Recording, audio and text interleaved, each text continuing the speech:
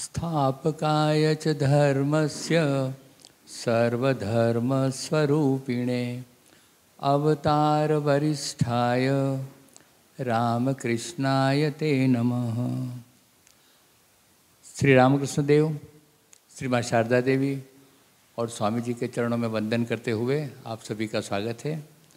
3 दिन के सेमिनार का आज कंक्लूडिंग डे है। 2 दिन से we are evolving, having a wonderful talk by Dr. Vasthare, very thought-provoking talk. Today she is going to complete and conclude.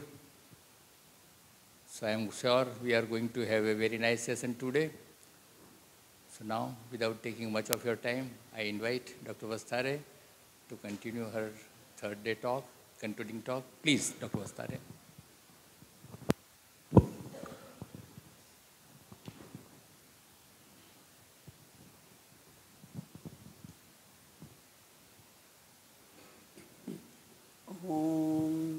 स्थापकाय च धर्मस्य सर्वधर्मस्वरूपिणे अवतारवरिष्ठाय रामकृष्णाय ते नमः। जननीं शारदां देवीं रामकृष्णं जगद्गुरुं पादपद्मे तयोर्श्रित्वा प्रणमामि मुहुर्मुहुः। नमः Shri यतिराजाय विवेकानन्दसूरये सच्चित्सुखस्वरूपाय स्वामिने तापहारिणे। My loving pranams at the feet of the Holy Trio. My loving pranams to revered Swami Ishtamayananda ji and monks of the Ramakrishna order, and my loving pranams to all seekers of knowledge.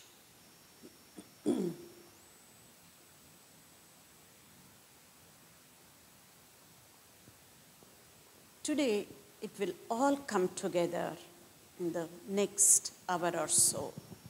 Whatever we discussed the past 2 days, how does it work to evolve? As I said, scientifically, technically speaking, this is kind of the mechanism of action of how we evolve into better human beings. So, as usual, the code. Religion is the highest plane of human thought and life. And Swamiji goes on to say, religion is the idea which is raising the brute onto man and man unto God. The same thing, it is said in a much simpler way, which is easier to implement by Swami Ranganathananda ji. And he says, we have both the mammal and man within us. Let the mammal die and man live. We should ourselves feel that we don't need the lower pleasures of life, for we have something higher. So we do have both mammal, means animal tendencies, and human tendencies. Until and unless we let go of the animal tendencies, we won't be able to manifest even the human nature. Once we begin to manifest the human nature, and then we need to remember what Vivekananda said, that we are not just human beings going through some spiritual experience once in a while, either while we do meditation or when we do puja. He says we are all divine beings or spiritual beings. We are going through a human experience. So we need to be manifesting this divinity that is already within us. From a scientific perspective, from a technical perspective, this is what we can call this as evolving. Of course, there are many, many different levels of evolving, but the ultimate level of evolving as human beings is nothing but manifesting the divinity that is already within us. And Swami Vivekananda goes on to say, the goal and purpose of our life is to manifest this divinity that is already within us. And then the goal and purpose of our life is to help manifest the same divinity in others also. Let us keep these at the back of our mind while we go through the rest of the talk. So, we're going to be evolving here and now and here, and we're going to look at this. How do we evolve both from a scientific perspective and from the spiritual perspective? This is our world. This is our world, and we need to shape this world. This is our world, and we need to shape it. Otherwise, someone else will shape it for us.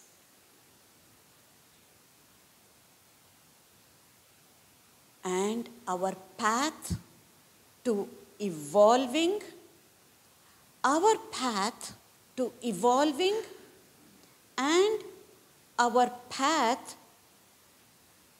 to a new you, our path to evolving and our path to become a new person starts from within. It starts from within, and it starts now. It starts now and here and now. Simply stated, are we ready? Are we ready for this? And are we future ready? Are we ready, and are we future ready? Because with all its uncertainty, because we know future is full of uncertainties. With all its uncertainties, we cannot flee the future. We cannot run away from the future. So, what do we say? We need to face our future, right? But we can do better than facing the future. How? We can shape our future. We can actually, literally shape our future, and we can reshape our future. And it's not just shaping and reshaping the future that we can do it. Actually, we need to shape our future, and we need to reshape our future, and not only that, and we need to embrace our future.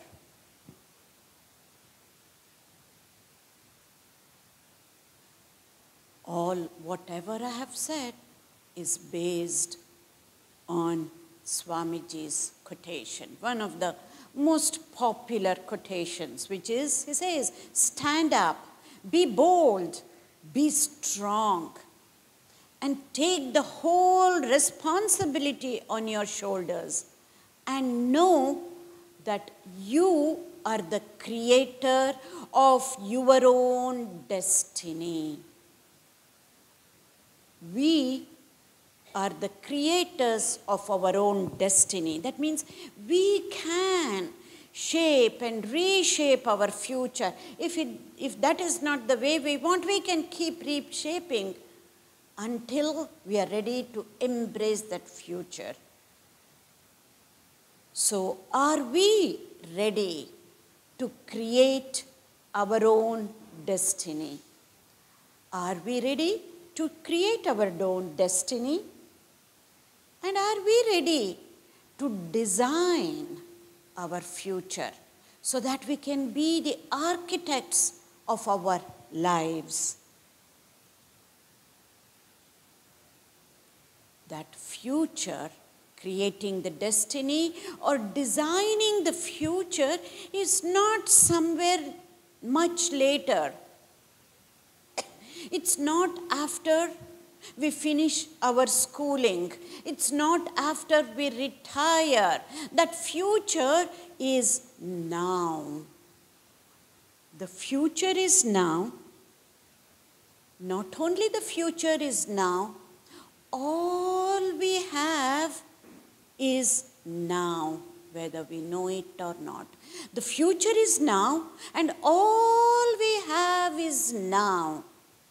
Not only all we have is now, all we need is only this moment now. All we have is now, and all we need is now. And the only reality we have is now. We may not see this way, we may not think of it this way. The only reality we have is this moment, present moment, and that is now. So the future is now.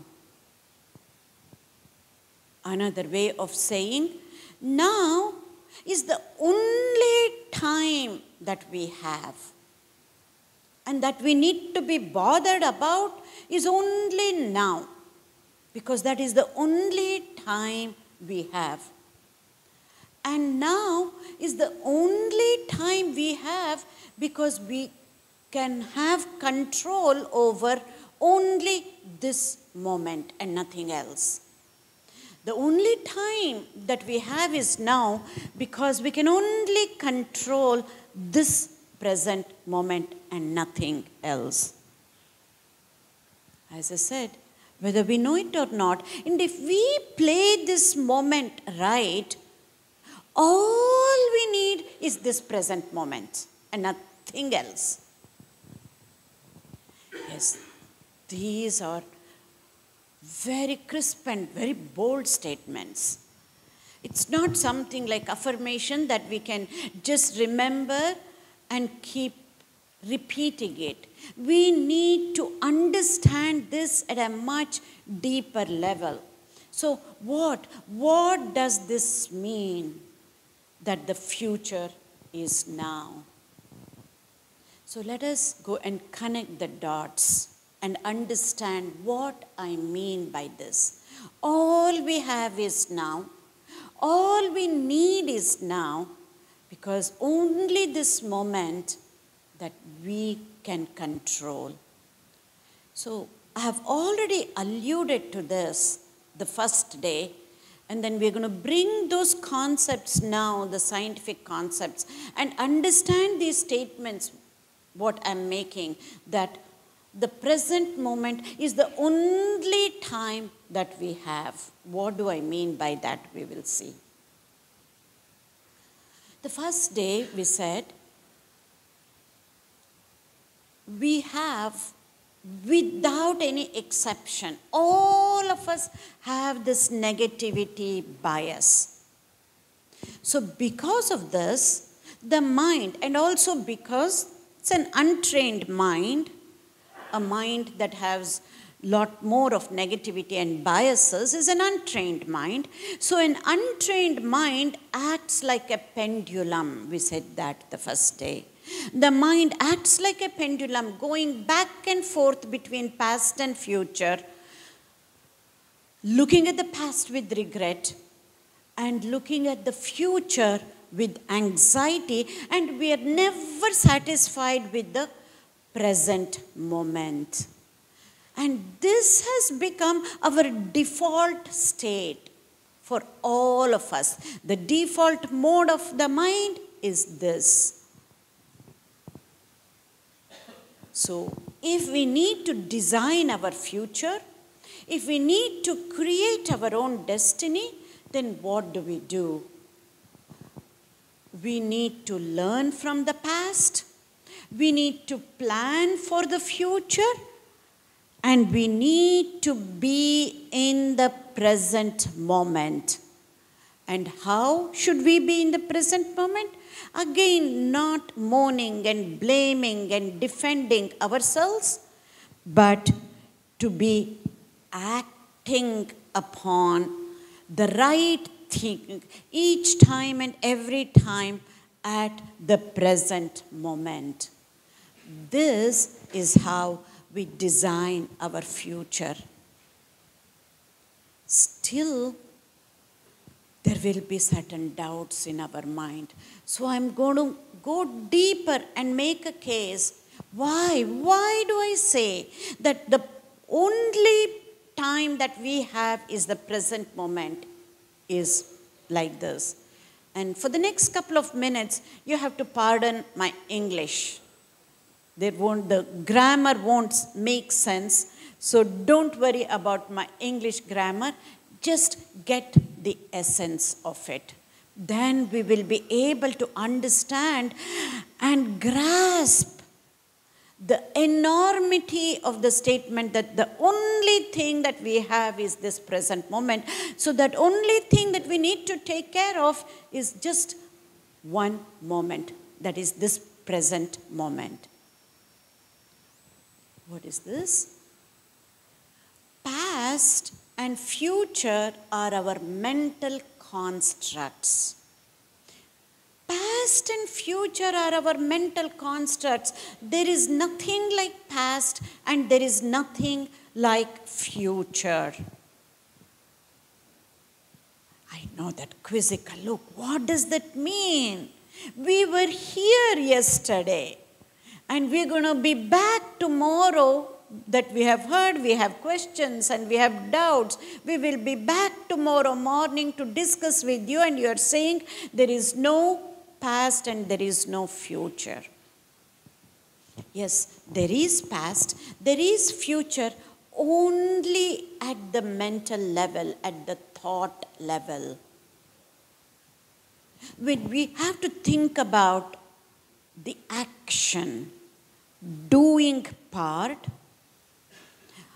we can only act upon whatever we want to do. We can only do it in the present moment, and no other time can we do anything except this moment.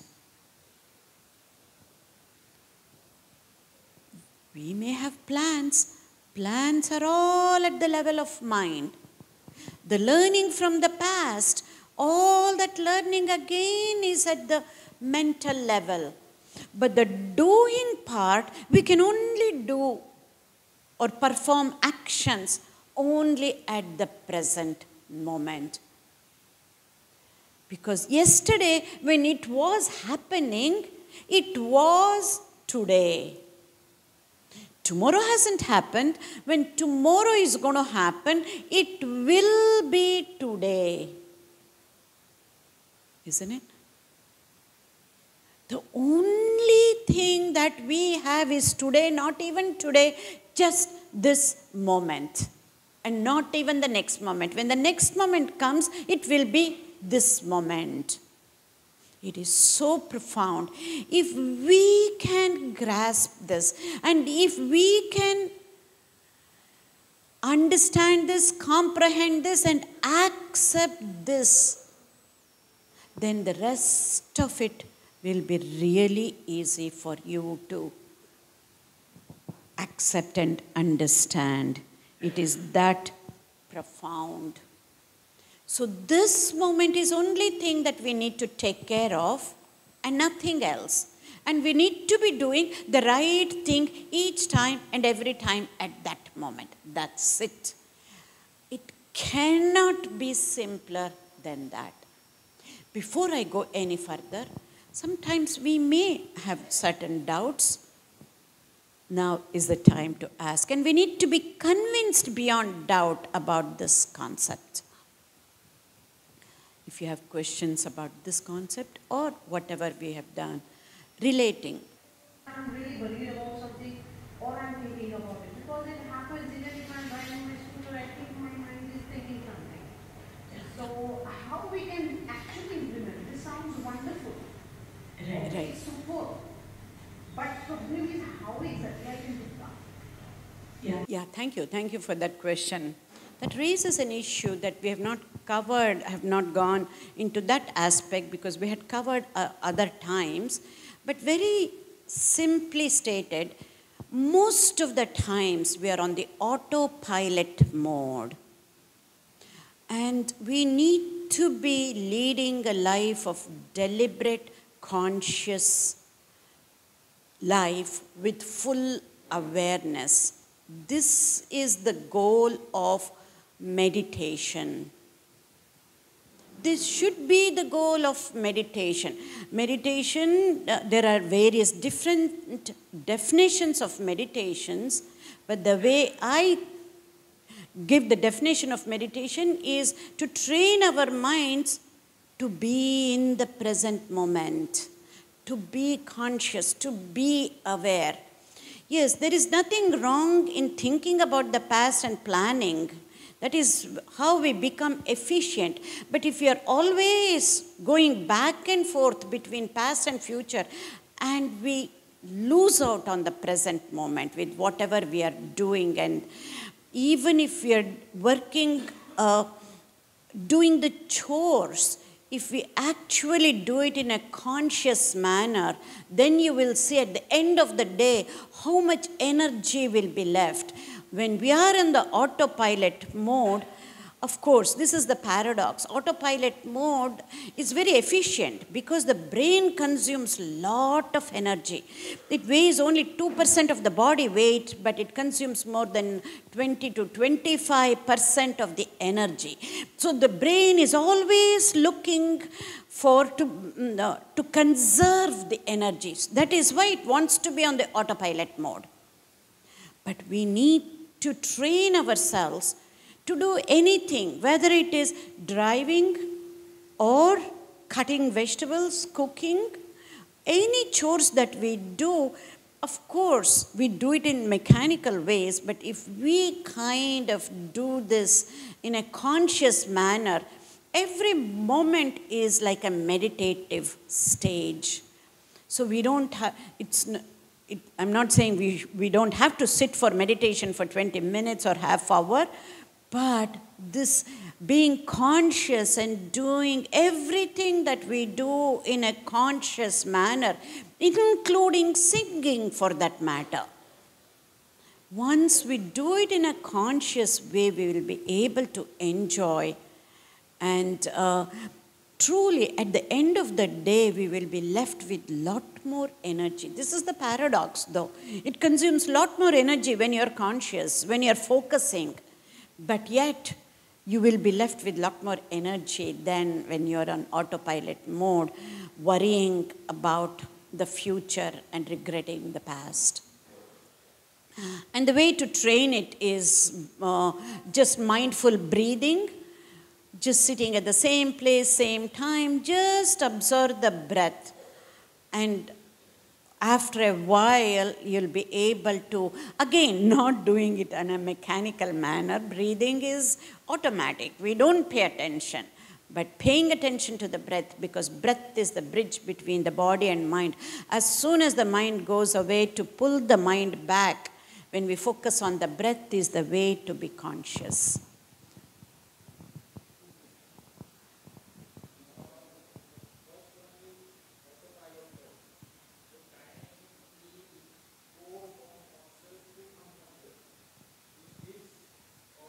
Oh, it's not that way. I don't mean, okay, we are moving back and forth between conscious. It's not unconscious. I would like to call that as non-conscious, because unconscious, we have a different non-conscious mode. See, even when we are conscious, when we are consciously doing, things are happening in a non-conscious manner. All the functions of the body, autonomic functions, the heart is beating, that is non-conscious, that is happening already. But when we have to focus on certain things, it's not that it is wrong to be on the autopilot mode. That's not what I'm saying, but we can take any action to a meditative state by being conscious about it, is what I mean.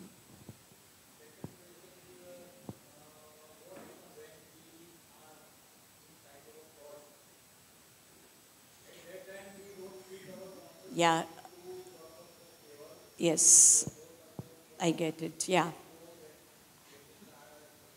Yeah, the cycle of thoughts, what you say is what we call it as repetitive thoughts. They happen again and again and again, and that happens in a non-conscious matter. But the good part is, both the answer to your question and yours, even when that repetitive thinking is happening, which is an autopilot mode, we are aware of that. The repetitive thinking comes from one region of the brain, and being aware comes from a different region of the brain. What Swami Ranganathanandaji talks about, we both have the mammal and man in us. The part of the brain that represents mammals or the functioning of animals, which is represented by one part of the brain, from that part is where we get into the repetitive thinking, obsessive thinking, compulsive actions, and repetitive thoughts. But at the same time, another part of the brain is witnessing that. It is aware of that. That self-awareness is there. Many a times, even the self-awareness is not there, especially when somebody has this OCD, obsessive-compulsive disorder. Even that self-awareness is not there.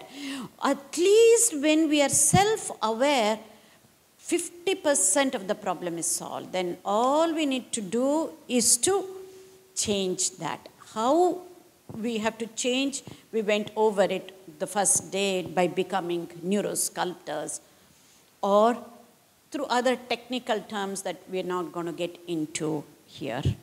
I think with this I will continue, otherwise we will lose out on the most important aspect today, and then I will take up the questions. I will be here every day in the morning between 10 and 12. I will be able to take up the questions.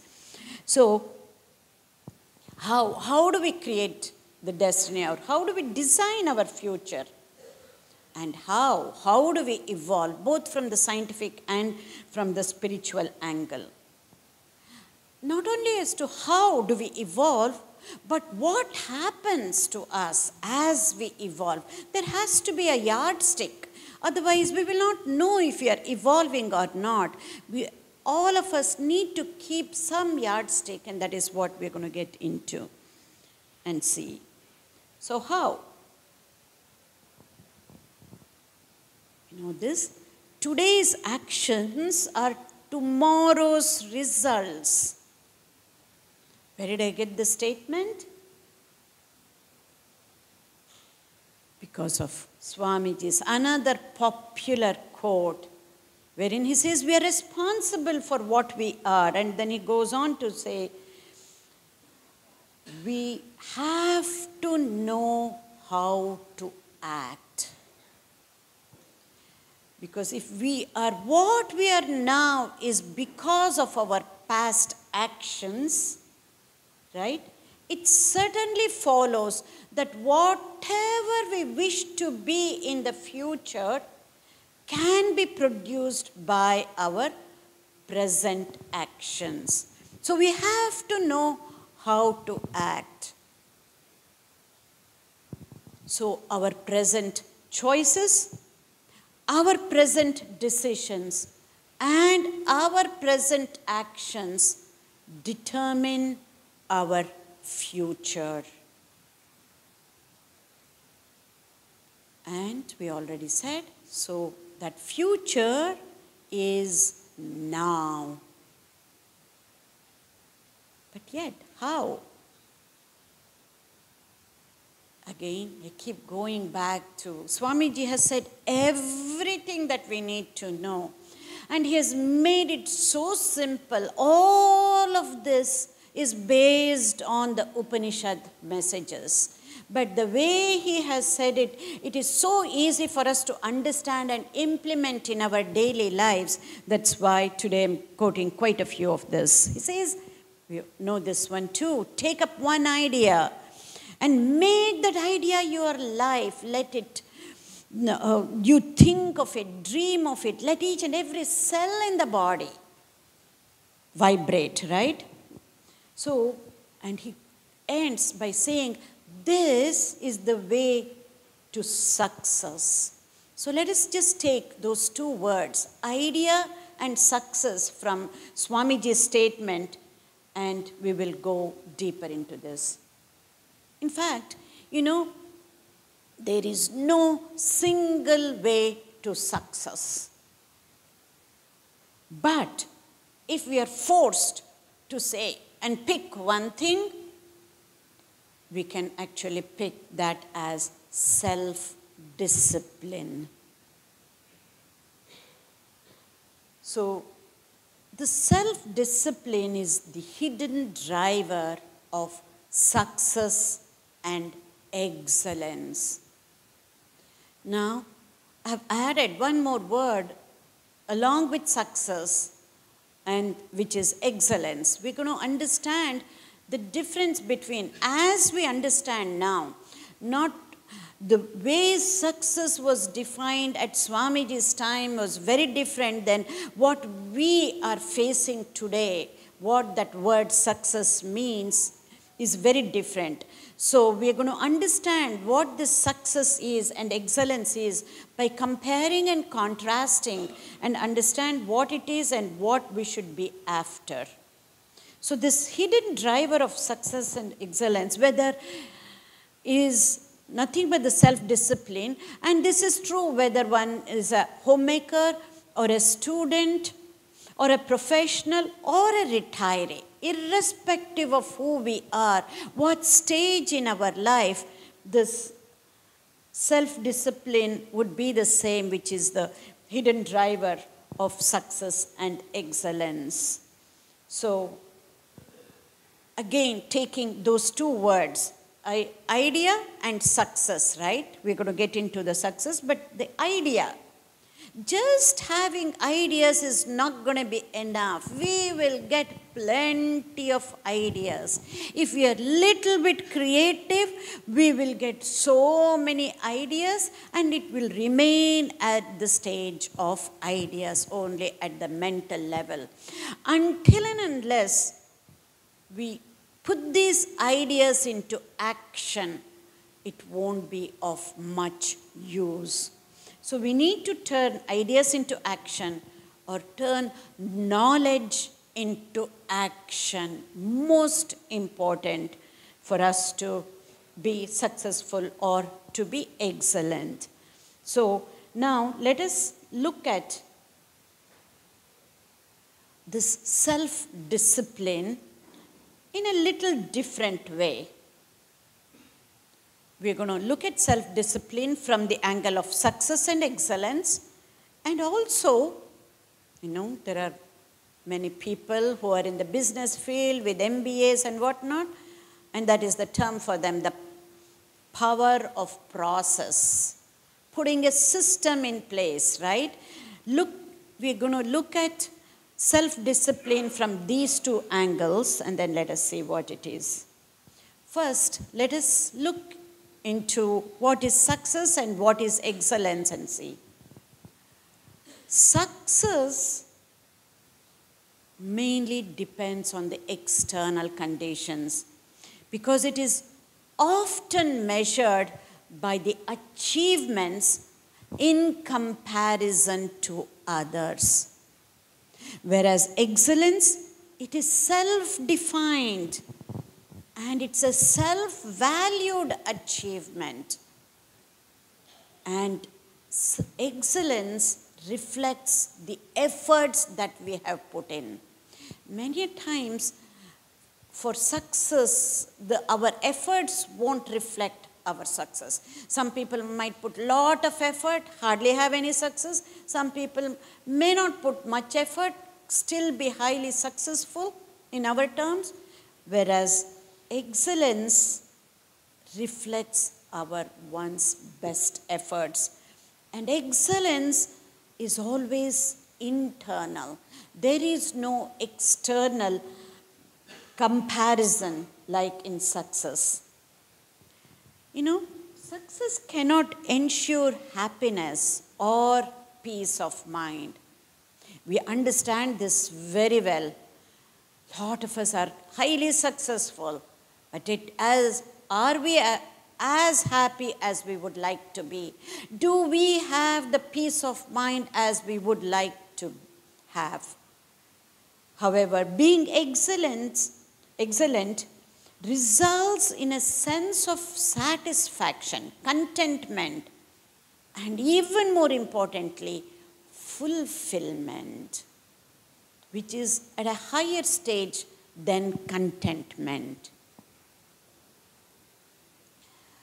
To be successful, there can be many shortcuts, and we don't have to put our best efforts, our whole thing to be able to be successful.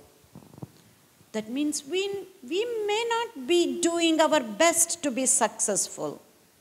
Whereas being excellent, there are no shortcuts. And excellence doesn't mean perfection here. Doing the best we can, being excellent.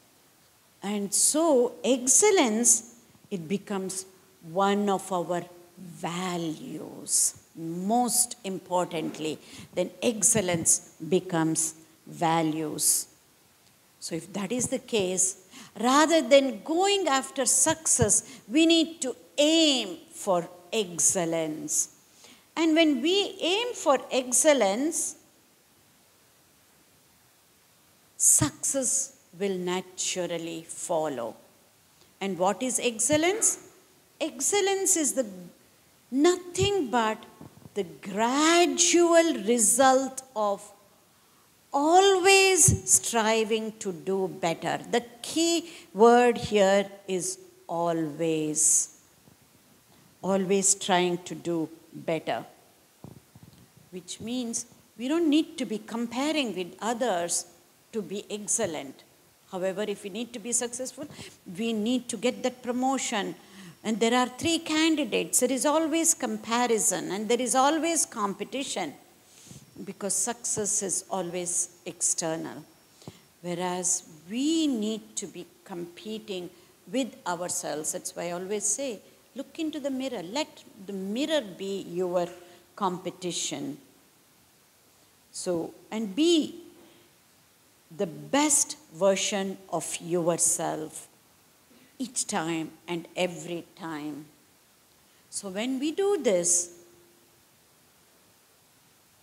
success follows. You pursue excellence and success follows. So the second aspect of self-discipline, as I said, the first one was success and excellence, the power of process. What is that? Let's see. I've taken 2 examples of how we can look into the power of process, which is 2 things. I've been saying this, we need to enjoy the path. Make the path itself as the goal, journey as the destination. Until and unless we enjoy the path, we cannot succeed and we cannot be excellent in what we do. And definitely we cannot evolve. We can be successful, but we cannot evolve. So we need to enjoy the process of evolving. And then the second aspect is, what do we become of this, right? So enjoy the path. It's all about the journey and not the destination. And I have been saying this for the past 2 days. So the next aspect is, then what do we become as we evolve? What do we become? Sometimes we don't think about this, On our way to reach a goal, any goal for that matter, how do we become? What do we become as we try to attain the goal? Again, how do we attain the one of our Swamiji's quotes, so apt in this regard, is arise, awake, stop not until the goal is reached, which is again the Upanishad message, Uttishtata Jagrata Prapya Varanni Bodhata. Many times as we are trying to reach the goal, we may have to deviate.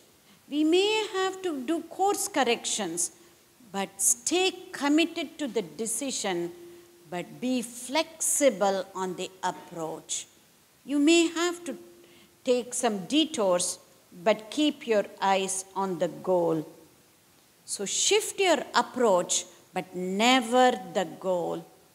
Many a times we compromise the goal when the path becomes tough. This is what I mean. Shift your approach, take detours, but keep your eyes on the goal each time and every time.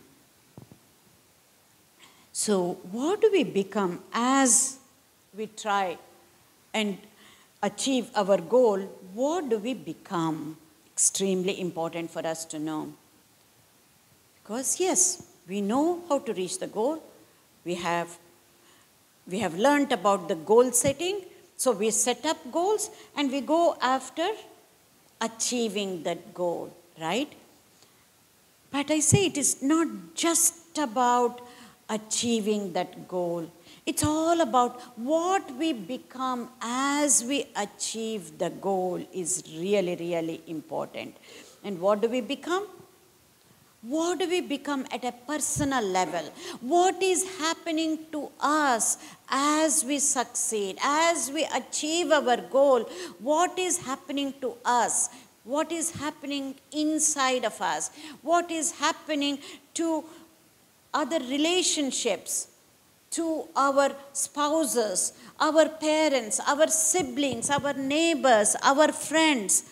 What is happening to that relationship as we are achieving the goal? Extremely important for us to know. So what do we become?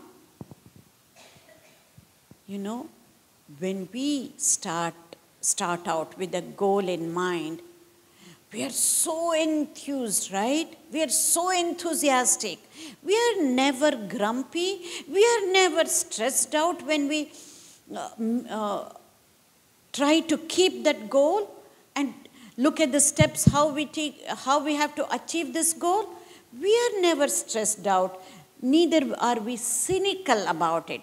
But as we are on the path of achieving the goal, if we are not watchful, we become all of that.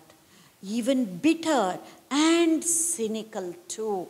We need to watch out. So how do we end up to be? How does creating a better future and achieving a goal affect our inner world? What do we become, in other words? Are we becoming more compassionate as we are trying to achieve the goal? Are we becoming more peaceful as we achieve our goal? Are we becoming more understanding? Do we still just tolerate people, or do we accept people as they are? Or do we adjust and do we tolerate? Are we becoming more kind and more loving? Again, Swami Ranganathanandaji's quote comes to my mind. Are you growing spiritually?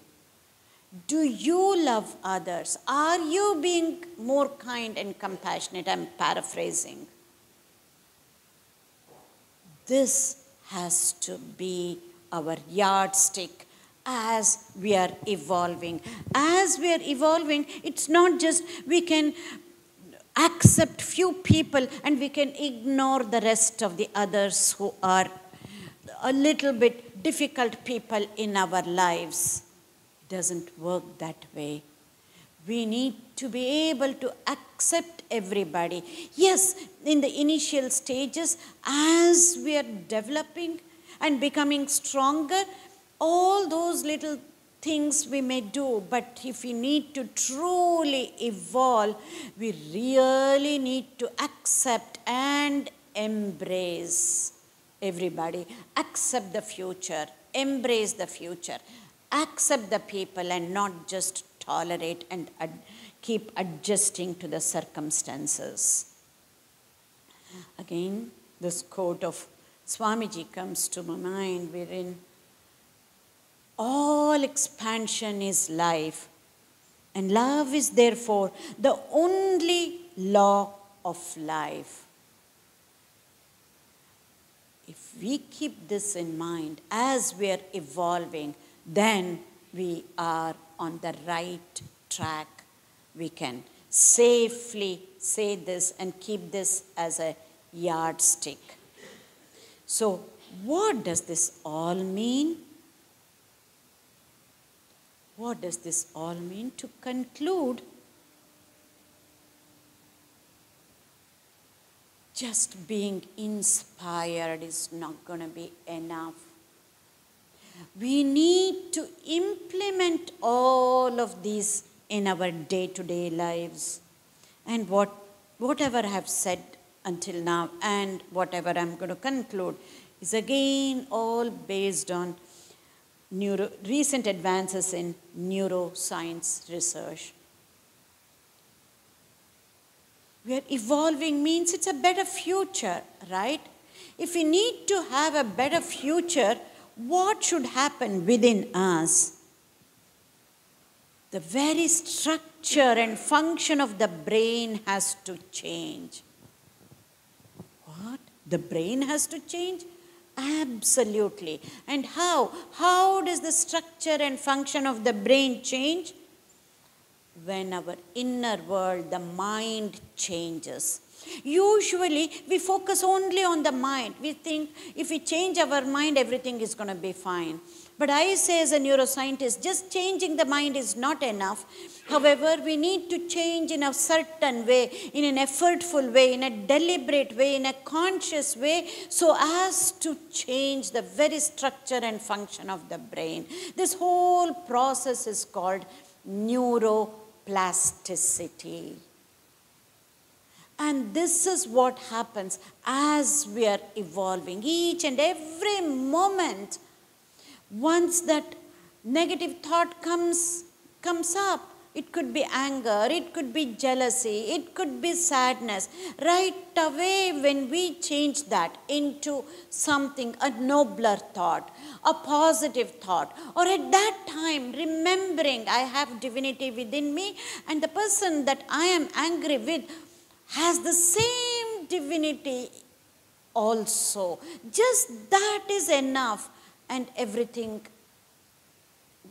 dissolves. That anger dissolves, that sadness dissolves. But we need to train ourselves to say that we have the divinity, that many of us will be able to do, saying that we have the divinity. But at the same moment, whoever the difficult person in your life, to remember thinking that person also has the same divinity within him or her. If we practice this, it is as simple as this, trust me.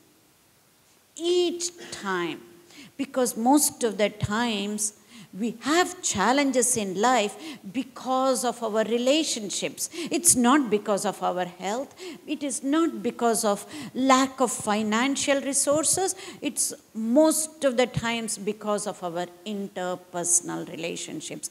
At that moment, to remind ourselves that it's the same divinity in the other person too. I need to manifest my divinity first, and then once I have done that to a certain extent, maybe I can help manifest that same divinity in the other person too. So what is the take-home message here? I'm just going to give you a prescription. Just this prescription is enough, for a better future, for evolving. This is the prescription I would like to give you. All you need to do is to avoid 2 days in your life. These 2 days in our lives is really not at all useful. It is useless in many ways.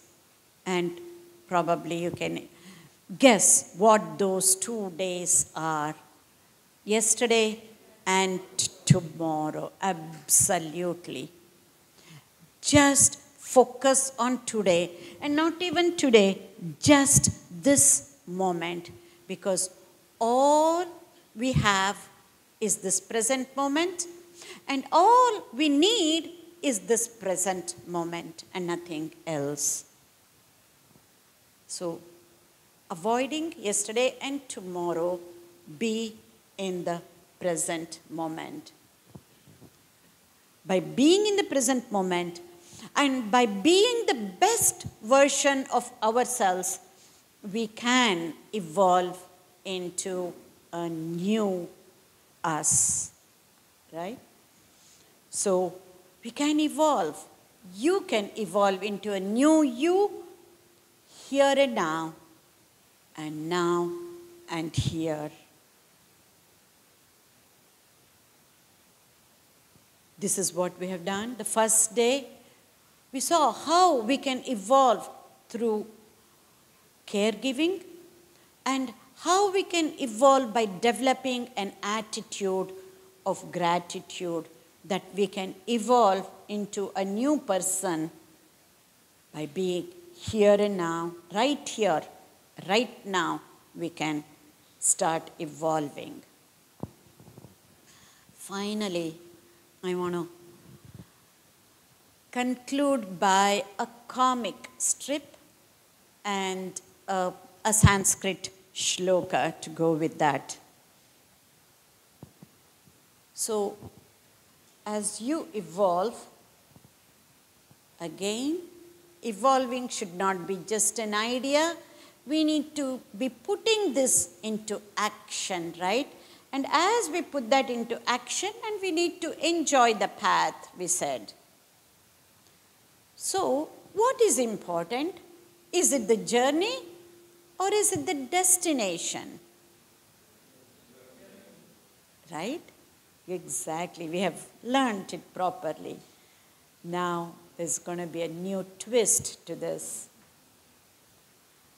This is the comic strip of the big panda and the tiny dragon. Which is important? Asked big panda bear. Is it the journey or the destination? The dragon replies, it is the company. Right? It is the company. Yes, of course the journey is important. As much as the journey is important, who do we evolve with? The company is either as important or even more important. And this we can easily understand like that with a modern comic, right? Not just youngsters, even elderly people like me, we can get it like this. But this is what has been said 5th century by a poet, Bhartrhari. He has taken this one step further. Bhartrhari in Niti Shataka, he says, Satsangatihi kathai kim na karoti pumsam. What is it that we cannot achieve with the right company? What is it that we cannot achieve with the right company? We can achieve anything with the right company. It's not just being independent. I'm going to go achieve by myself. It can never, ever be done. There are so many things that happen behind the back, some both tangible, intangible. The right company is so important. What better place than to expect right company, than a place like this, isn't it? Especially in a place where Vivekananda talks about karma yoga. You can convert any action, karma, into karma yoga. And he says you can actually attain mukti or salvation or freedom from that. So let us evolve together here and now and here. Thank you. Yeah. We have plenty of time. I'd like to take up the questions. I think if you're ready for the questions, we can take up, right? We have some more time. I think you had raised your hands the other time because I just wanted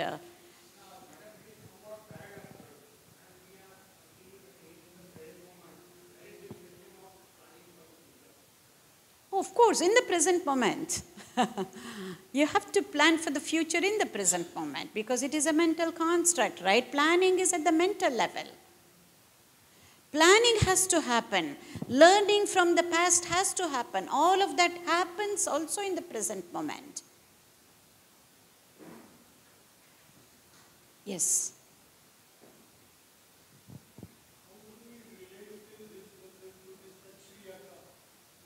Two? Yeah.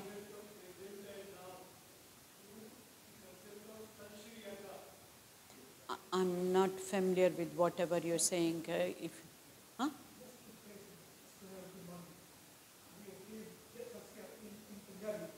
Oh, can you translate that into English? And what is that word? Can you please translate that into English? I don't even understand Hindi, so that's why I couldn't get it, if you can. Huh? Thankful. I'm sorry. Huh?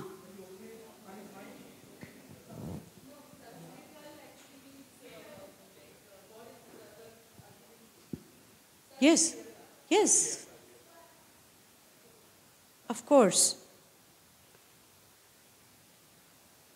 There is, Yeah. Okay. Yes.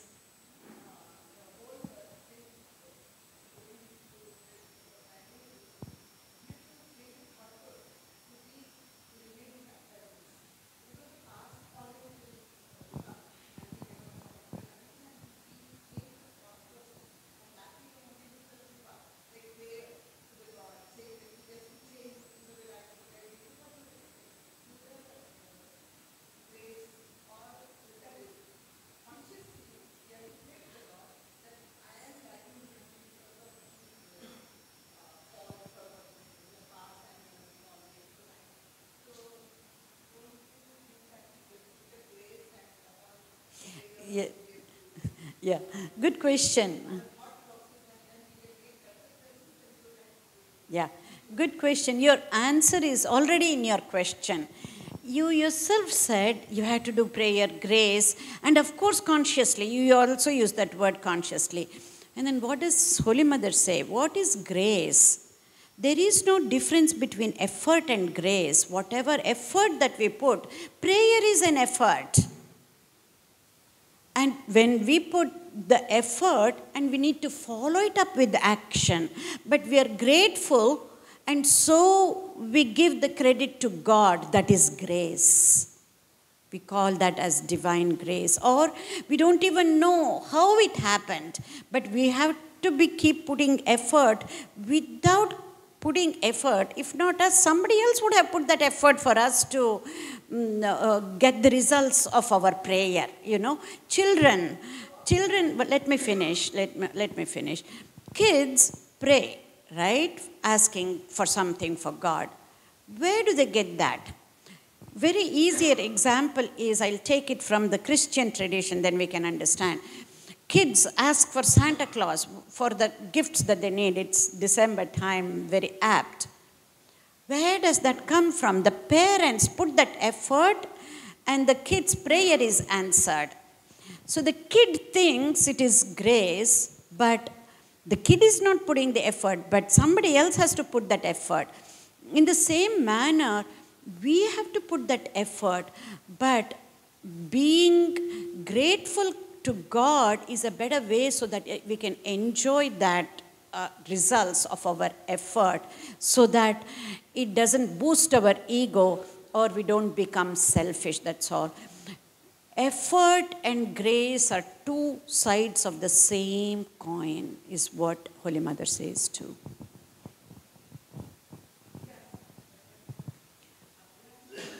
Abhyasa means practice. Effort means, I don't know the Hindi word or something. Huh? Yeah. No, sometimes you have to keep doing different things to get the results that you want. If you keep doing the same thing, if you're not getting the results, you have to change whatever you're doing.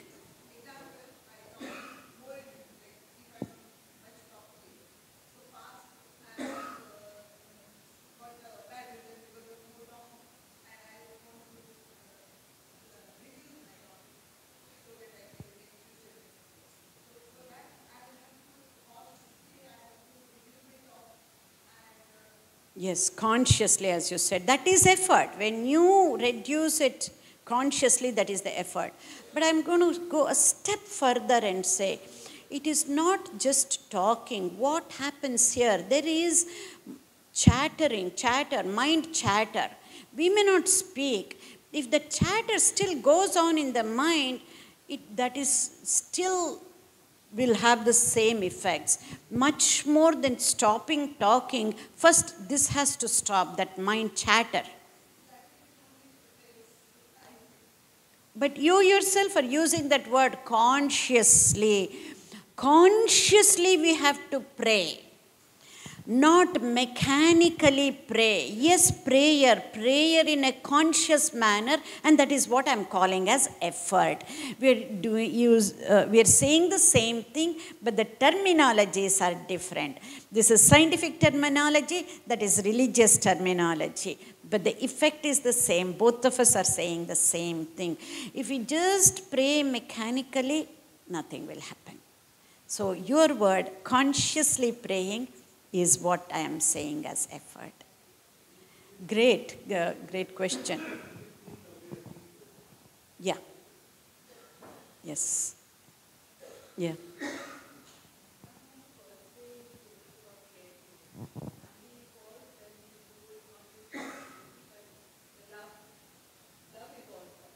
Yeah.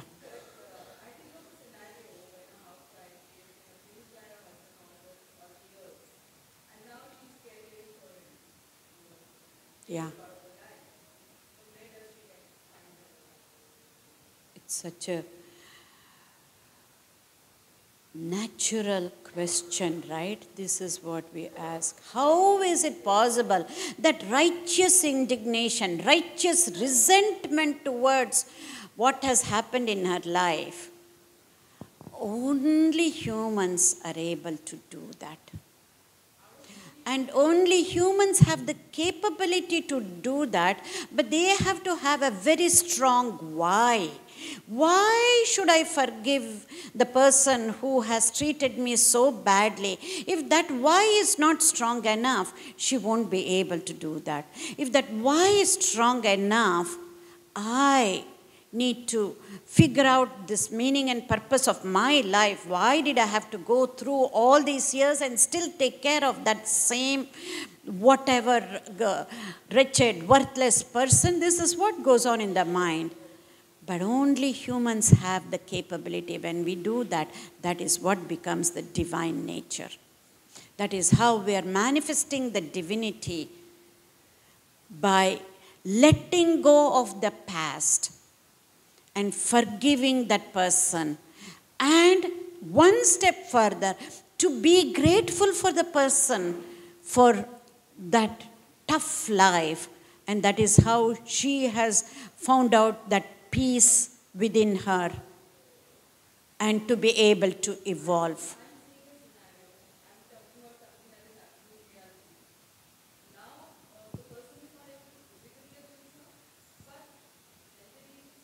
Absolutely.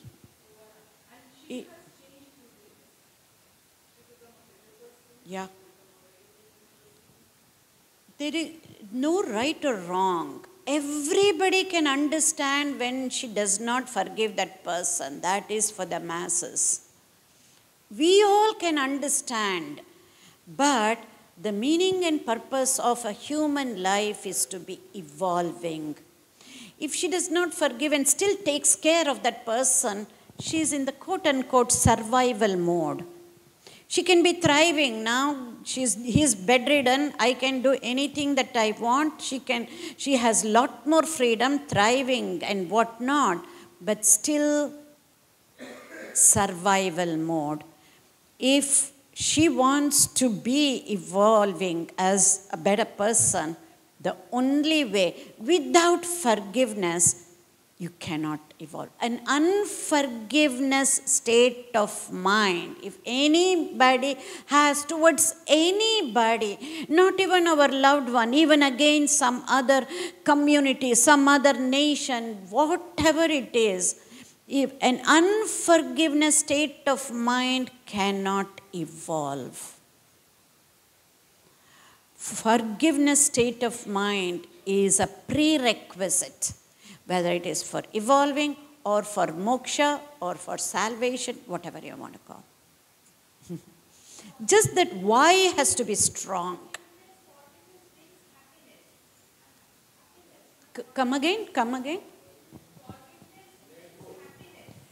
No, forgiveness is to, brings, yes.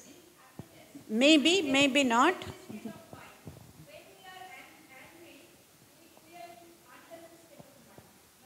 Absolutely, absolutely. True.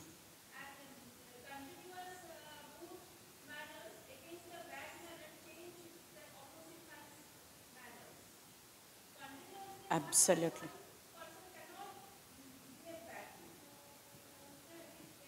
Right. Right. Any other question? Yes.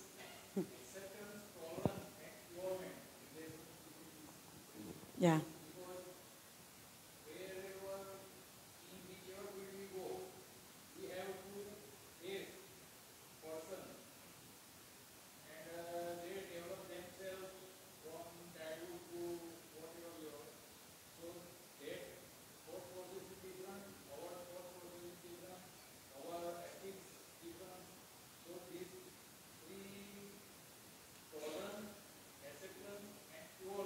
Yeah.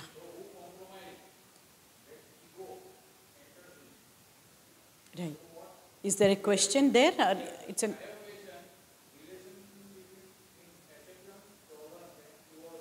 first comes tolerance and then acceptance. Yeah, because we tolerate people. And then so we adjust. After toleration, we keep adjusting, adapting to situations, to people. And then we accept them for what they are, not for what we want them to be, for what they are. That's of a higher order acceptance. And not only for our betterment, and that is the only way. Only when we accept there is a possibility that the other person might change. Without accepting, the other person will not be able to change. Not that we are trying to change that person, it should happen. Okay, I think I'm going to be here. The time is up, and then I will, okay.